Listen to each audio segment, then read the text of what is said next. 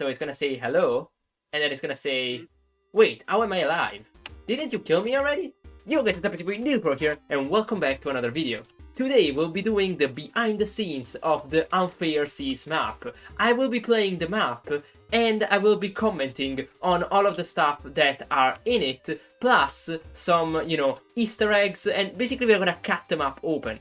Before starting, I also want to say thank you ever so much to the Happy Wheels for helping with the realization of this map. I was really low on time for doing all of this stuff, and it really came in and helped doing all of the terraforming. Also, he did the voice acting, and naturally he voice acted his character. And finally, he helped with the realization of the trailer. As I'm talking right now, the map did not even go public yet. So now you know how low on time I am. I'm literally doing the post-mortem of the map before the map even got released. Anyway, we're gonna be starting. I cannot wait to talk to you guys about all of the hidden Easter eggs on this map. Like, they're not like infinitely many Easter eggs, but there is some kind of cool stuff. Naturally, if you wanna find all of this stuff by yourself, stop watching right at this very second and download the map. It's gonna be in the description, the first link. You cannot miss it. Anyway, let's get started. Hello. So, as soon as you start, there is gonna be this cool guy saying hello, sorry for the name. I might lower the volume a little bit because I'm the one talking. So, I mean, you know the basic storyline if you play the map. This dude is gonna die no matter what you do. Either you have mercy or you don't have mercy, he's gonna get destroyed. Well, this beginning is definitely inspired from the beginning of Undertale, where you have your first encounter with Flowey. Now, in this case, Flowey, Fish Dude, is actually a good guy, and you have the encounter with Flowey afterwards, when Nico, which is me, tries to kill him. I mean, you might say that I'm pretty similar to Flowey in Undertale. I mean, they're not the exact same things, but at the same time, I'm above the world, and I don't care about what happens to it. It's like, it doesn't matter to me, because the people of the world are just NPCs, and I guess that's the same way Flowey thinks. So you can see a lot of similarity here already, and I must say the truth, these were not done on purpose. It's just, me having played Undertale and loved it a while ago, and that's why a lot of this stuff is in this map. And then I decided to do the different endings and all of that stuff. So naturally, Fish Dude is gonna try to, say you don't have to play, because Nico is very scary and he's gonna kill all of us. Now, a thing I want to say before moving on, right here, the time you had to wait in order to trigger the pacifist route was much longer. Right now we're gonna just try killing the dude, okay? I don't care about pacifist. And as you can see, my kill count is gonna be right here, and we're gonna actually start the map. But yeah, it used to be you had to wait like 1 minute to start pacifist, but then I made the time lower after some testing, because some people didn't even know that they could like avoid killing Fish Dude.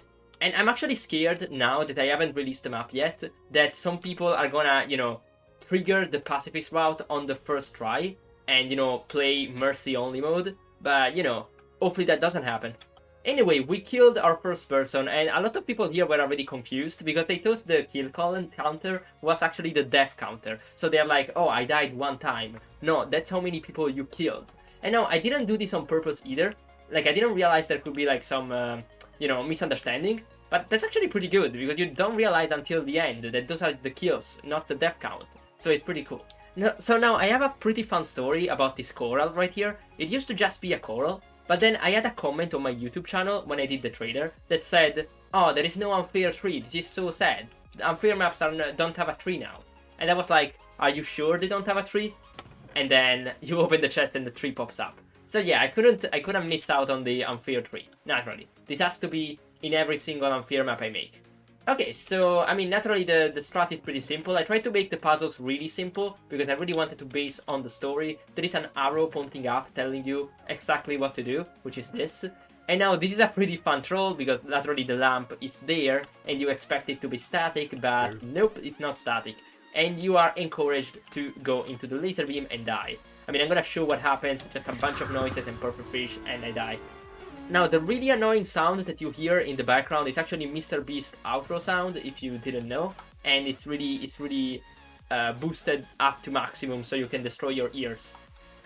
Okay, by the way, another thing is, this and the death trap right there are the only way to die in the map. All of the other ways you die revolve around going back into these two areas.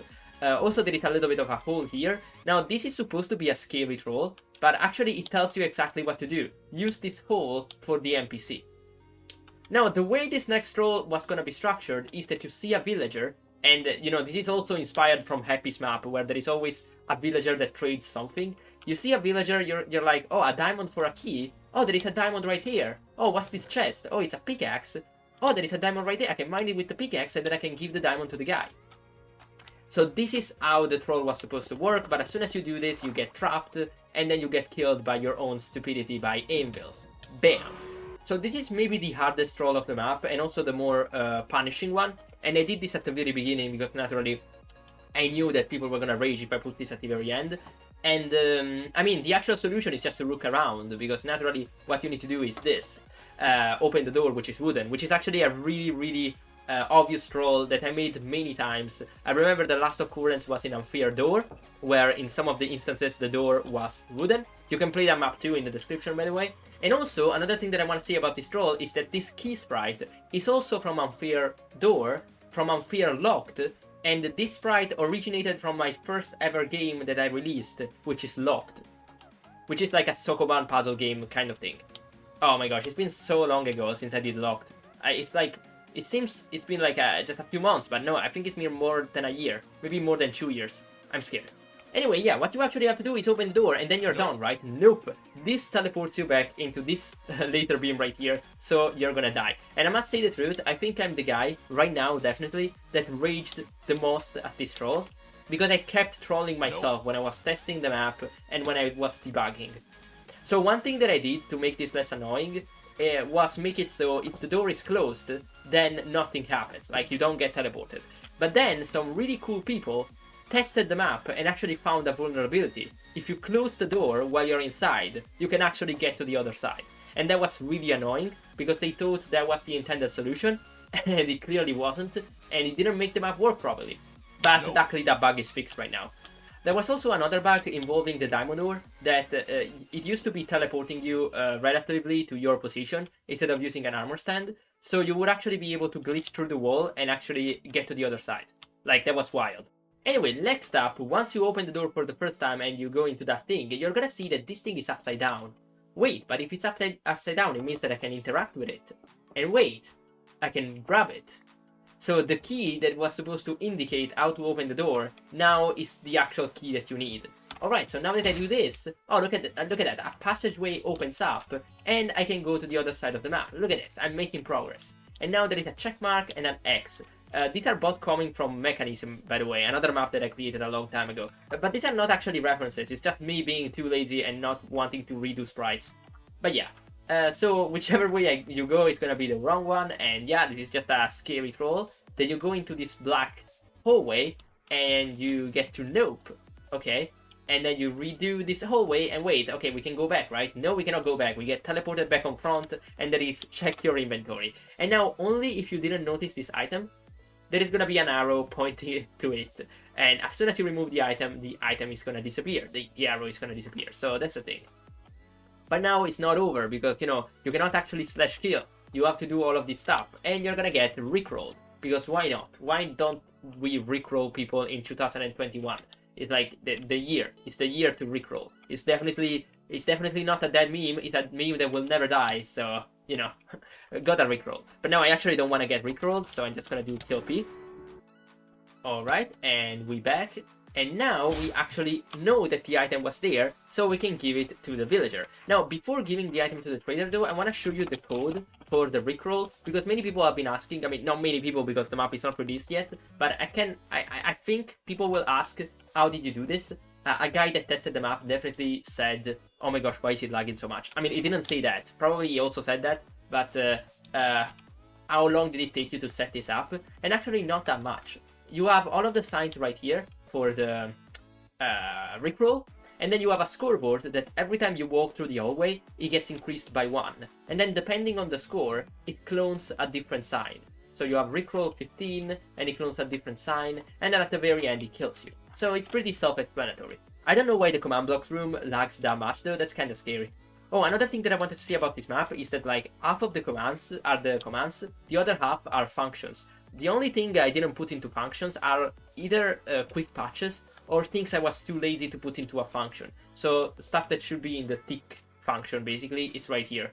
But yeah, all of the dialogues, all of the important stuff is actually into functions. And it's not less messy, but I'm pretty proud of that. I mean, not that proud of that because I'm an actual coder now. I should be able to code into an IDE, but you know, it's still pretty fun. I mean, to know that a long time ago we didn't even have access to repeating command blocks. We had to like place redstone blocks and do clocks in order to you know, do repeating command blocks, and now we can actually write code into Visual Studio. So that's actually pretty fun to think about. And maybe in my next map I'm not gonna use any commands at all. I don't know, it's gonna be difficult definitely. Alright, let's get to the next part. We need to talk to the dude right here. But before talking to the dude, there is also a new Easter egg. If you actually go right here, and instead of talking to the guy, you drop this to either my statue or the Happy statue, this is gonna tell you something. It's gonna tell you fool, X3 armor stands are not alive. They cannot become self-conscious. You're such a fool. You're so bad. Why would you do that? I don't know if anyone figured out this trick on its own. It's definitely pretty wild. I mean, who would go there? But I was thinking maybe a player didn't realize there is a villager here and will try to use the armor stand, so, you know, it could work. Anyway, let's do this little section right here. Also, if you didn't figure out, the sound effect for when the NPC talks is the one from Sans from Undertale. Oh, I mean, the one from Patrick from SpongeBob, of course. And then there is actually a decision to be made. You know, you can, you know, either ask why don't you want me to play or how do I open the gate. But if you ask the second one, it's gonna bring you back to the first one anyway, so you know, that's a thing. And now that you trigger this, as soon as you see leave the game in the text, you will be able to leave the game. So let's wait right here. And actually, if you go into the hallway right now, oh, I think it's stuck. Oh, it's not supposed to be stuck. Oh no, wait, did I already get teleported? Oh, did I break the map? This is bad. Oh, okay, don't worry about that. I mean, I think I just glitched. I don't know how. Maybe because I went into spectator mode before. Anyway, now we can actually leave the game, and this is actually done via a scoreboard, of course, that detects when the player leaves the game, and when there are no game mode adventure players that don't have this score, then it's gonna continue, and there we go. So now the gate is gonna open. But then the villager is gonna realize, oh dude, you came back, why did you came back? And it's gonna close the gate again.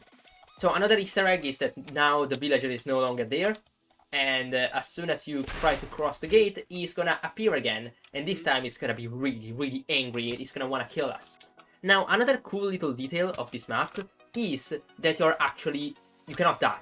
Like, you cannot die to the villager. And people said, oh, this is a bug, I cannot die to the villager. No, that's not a bug, that's literally... These guys are defenseless, okay? It's actually like Undertale. Like, these guys don't know what they're doing. You are the guy with the determination. You are the guy with all of the stuff. I think I got inspired too much from Undertale, actually. I mean, I didn't want it to do it like this, to be honest. Like, when I started the map, I didn't want to do a copy of Undertale in Minecraft. That's not what I wanted to do at all. But I'm pretty happy with how the story turned out. But yeah, these guys are defenseless, okay? Nico is using them like puppets. If you want to kill one of these NPCs, they're gonna die because, you know, Nico is gonna make them respawn anyway. And this is actually a pretty cool secret that I want to show off too. If you kill the NPC, usually when you kill the NPC, you just finish the map because there is no other way to die. I mean, literally, it's really hard to die. But if you kill the NPC and you go back and die on purpose, so like this, now the NPC is gonna actually remember that you killed him, because naturally, how can you forget something like this? This NPC became self-conscious, so he knows what's up. And that's why, when we drop the key again and get the self-conscious thing, it's gonna actually remember that you killed him, and the dialogue is gonna be a little bit different. So it's gonna say hello, and then it's gonna say, wait, how am I alive? Didn't you kill me already? And then it's gonna be back to the, oh, is this hell? And then it's gonna go back to the actual text. So this is a cool little Easter egg I wanted to drop for people that, you know, maybe are speedrunning the map, or maybe are like testing a lot of different endings, and they can be like, oh wait, what is happening? Is this how does this NPC know what I did? Yeah, so this is pretty cool. I mean, you could say this is similar to when, you know, you kill Toriel in Flowey, like in Undertale, and Flowey tells you, I know what you did. I know that you're just testing. Like, I know you did you killed her before, and now you're sparing her, something like that. So I mean, it's pretty fun. So yeah, you can just go here and lure him into the hole, and bam. And now he's gonna say, oh no, I'm stuck. And he's not gonna be able to do anything. And if you go here, you're actually not stuck, you have levitation, because Nico loves you and doesn't want to hurt you. He just wants to hurt everyone else, not you, not the player. You are the guy that's giving him content and giving him views, so you know, it will never hurt you. So then we go to the next part, and here there is like some quicksand and you get sucked down, and there's gonna be this last part of the negotiation. Now, the funny thing about this negotiator is just that while he's talking, or she is talking, you don't have to worry about a thing, you can just kill her. Like, so many people in Unfair Trees, yes, they were like, Nico, there is so much dialogue. Can we skip the dialogue, please? Please, stop the dialogue, I don't want to hear so much voice. Dude, just kill, you don't want to hear the dialogue? Just kill her.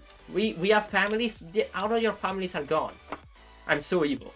Anyway, if you actually go down here, there is levitation, so you cannot die. A cool thing is, when she drops into the lava turns into obsidian, and also this path right here turns into obsidian. So you cannot actually end the game in the neutral way, so by saving the world, if she dies. And the reason for that is that there is actually some dialogue when you end the game that way. But if she died, then naturally she cannot give you any dialogue. So I made it so the lava just disappears, so you cannot do anything. And I mean, you can call this genocide, even if it's not actual genocide route, because there is no, you don't have 3 kills, so you still wouldn't get the password. But yeah, oh, I actually messed up on my own map. Okay, I'm too lazy to do this puzzle. But basically the puzzle is you have to naturally put the stone bricks into the cracked one so that it breaks for some weird reason, and then you have to use the scaffolding to get up. But another thing that you have to remember doing is to bring the stone bricks back, because you can use those to trigger the ending. So here, if you didn't kill the other character, something would play, but actually nothing is gonna play because, you know, you killed the other character. So they are not gonna warn you, they're not gonna say anything.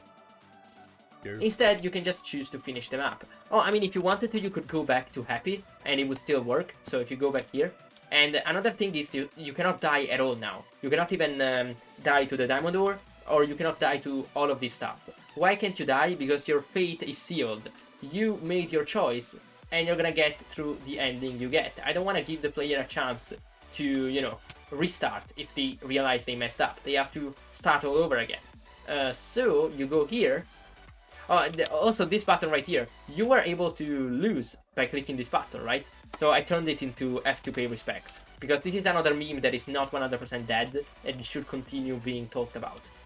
Anyway, why didn't Happy trigger? Oh right, because I killed the first villager too. Now, if you actually want to cheat, you just have to do give the player this tag, or the counter this tag, good ending, and then Happy is gonna spawn. So that's the thing. But yeah, if we hadn't killed the first NPC and instead we waited, Happy was gonna talk. And he's gonna tell us there is a password that you need to know in order to actually get to the real ending. Except this time he's gonna tell us that we killed people, so, you know, we don't have a good conscience. The problem is we didn't kill enough people to get the ending we want. So let's actually mess with the scoreboard. Kills 1. So now we got enough kills. And I mean, we don't need to cheat. We can just do this. And now let's destroy the world because we are evil. And now, if you killed every single NPC, you're gonna get the genocide ending, which is basically the same as the bad ending, but you know the password. Well, the problem is that right here, since the choices are more limited, there is a very high chance that you're gonna win the pacifist on the first route, and you're gonna think the map is over and there are no other storylines. So this is why there is this password. So you have to, you know, in order to complete the map, you have to do both finales. So you cannot cheat and, you know, miss out on some of the map. So then there is also this fully reset map that is pretty cool. I wanted to make it so the player would still think that their decisions are like important. So if they reset the map easily, you know, they're not gonna feel any conscience to the people that they killed or the decisions that they made. So I made up this story about, you know, changing the actual world and loading another world. Now, initially, I actually wanted to remove the reset the map button. I didn't want any reset at all. The only way to reset the map was gonna be to delete this world and create another one. Literally just go into the world folder and do a copy before playing the map. I literally want to completely destroy the world. But then I realized maybe some YouTubers may play on a server you might play multiplayer, it could get annoying to do that. It would have been fun story-wise, but it would have been really annoying, also for speedrunners and stuff like that. So that's why I added the reset the map button, but then I added this text to show the player that, okay, you are resetting the map, but this is a cheat code. It's like, it's not a cheat code. You're not making everyone come back. You are literally, you know, just going into an alternative universe, and everybody that you killed, you actually killed. So, you know, that's a thing you have to live with. But anyway, this was my run-through of the map. Naturally, I didn't show the true ending, but if you played the map, you already know about it. There is another secret, though, that I want to show off, and that being the gravestones that are right here. Now, there is always a gravestone which says RIP Fish Dude, the reason being that no matter if you kill him or Nico kills him, Fish Dude is gonna die anyway, so this one spawns here regardless. But then there is also another gravestone, and there is no sign on the gravestone, but there is a sapling. Now, if you played Unfair Trees, you might recognize this character, Captain Tom, and this is just an homage to it. I must say though, these two characters both died in an epic way. I mean, this guy not in an epic way, but still, he sacrificed for the world. So both people are kinda, I don't know, it's like this guy is the savior of the trees, and that guy is gonna be the savior of the seas. So these two guys are kinda two epic heroes of some sort. And you know what? If I ever do another map or another Unfair map, I feel like I have to put these two characters in. Now, I don't know if you guys played Rainbow Escape, but there was also an Easter egg to Captain Tom in Rainbow Escape, and I really want to do something else with this character as well. I feel like the way the lines were delivered, and also the voice of the character, were, you know, kind of funny, and it's kind of sad that he dies, like, at the first 5 seconds of the game. So when we started creating the map, I released a trailer and Happy at the same time, so we did both a teaser trailer, and in one of the comments of the video, there was a guy that was saying, oh, this character right here, Fish Dude, is gonna be really funny, I cannot wait to learn more about him. And I was like, oh, that's so sad that you literally heard already 100% of the lines, because the trailer was literally the beginning, the introduction of the map. So that's why I cannot do any promises, but I want the character to come back at some point in another map.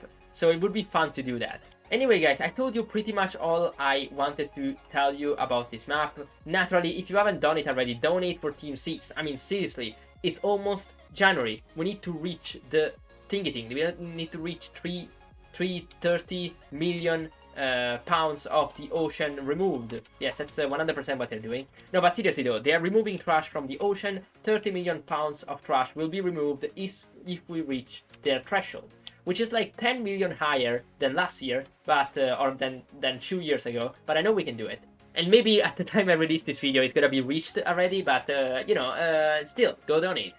This map was made for that, by the way. And you may say, well, Nico, this is a cool map, but, you know, it's kinda more Undertale-y. It doesn't have anything to do with the cause. I mean, in Unfair Trees, I created a map, and it was really, really, you know, I don't want to say that it had something to do with the cause, but okay, there was the environment, and then there was pollution, and you had to fight the pollution. So what's up with this? This is completely different. Well, now, this is a really big stretch, but it's actually something that I thought about before creating the map, before turning this into Undertale or something. But basically, my idea was, you have two decisions, and this is, you know, this relates to the Team Seas as well. Our species can either, you know, keep developing technologically, become advanced, have more, you know, more products, more stuff, and in the end, it's gonna doom the world. Or we can go back to becoming cavemen and stop using technology so that we don't pollute the world. So, you know, we save the world, but we stop being, you know, technological people. We go back to being cavemen. Or we don't do any of these two choices, and we go back to our roots, and we realize, what are we doing? How are we gonna, you know, save the world? We go back here, we make a decision, and we try to figure out what's, you know, what's going wrong and how to fix all of the environmental problems the world has before, you know, going forward again. Now, I know this is a really big stretch and you guys are probably cringing at this idea, but you know, it's a way to interpret the map if you want to interpret it this way. And you know, it relates to the way Team Seas is built and, you know, all of the other environmental movements that, you know, are spawning in the world. But yeah, with this said, I think I covered just about everything that I wanted to say about this map. We literally cut this map open.